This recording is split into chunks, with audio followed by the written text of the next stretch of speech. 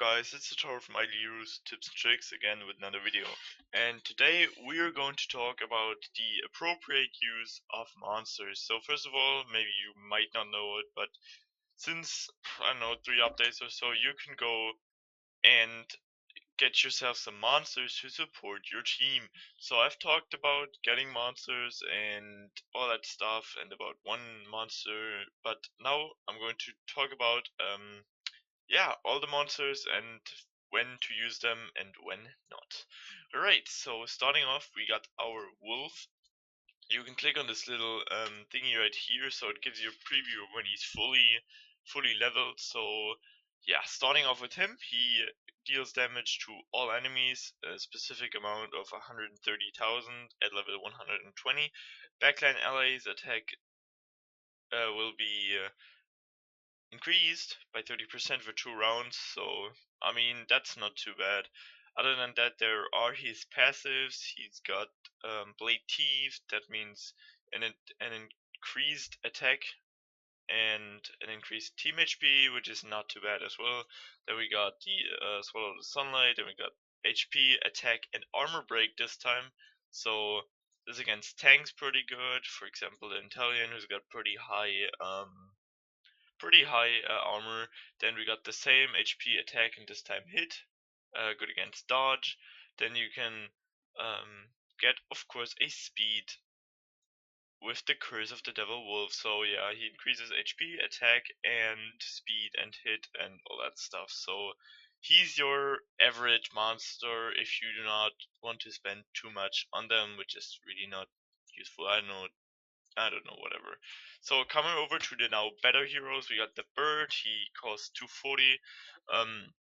So he deals damage to all enemies, and for the first 3 rounds, he deals more damage with each round. Um, he's got an armor reduce thingy for the enemies, so he's pretty good against tanky or damage over time teams.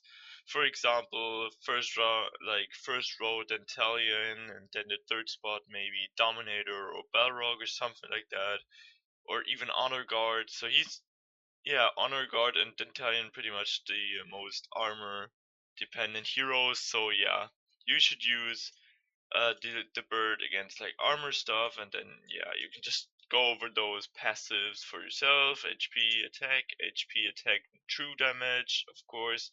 Then we got hit again, and then we got speed. They kind of have the same attributes down there all the time, so yeah, don't worry.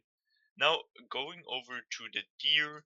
So the deer deals damage against 2 and 4 of your allies are being granted with 25% HP of the attack dealt. Then we have armor increase of 30% and 20% attack increase for 2 rounds. Seeing this, you can assume that the deer can be used and can be really supportive towards your damage over time team or towards your tanky team. Given, especially me, I do currently use a Dentalion who's armor dependent, and he will get HP from him and armor, which is pretty good. Now we can go over this at HP attack, even more armor with the honeydew of the antlers, 20% increase. Then we have dodge. Dodge pretty good, can be greatly supportive with Mickey and Mirage, for example. And we have speed, pretty good. Speed is always needed, just yeah, so that you can attack faster.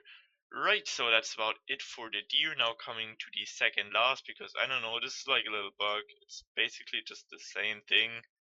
Like, don't know why they put that 2 times, whatever. Now we come over to the fox.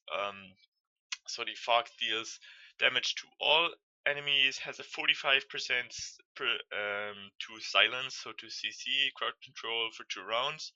That's pretty good. So he's kind of supportive for, let's see, Ice Blink, for example, or who's good as well for Gusta, also something like that. So you can support this even more. Then we have an energy gain for all your allies of 60 as his main function. Then we have HP attack skill damage, which contributes good to the dark heroes. For example, Dark Ethendal or yeah, Sleepless.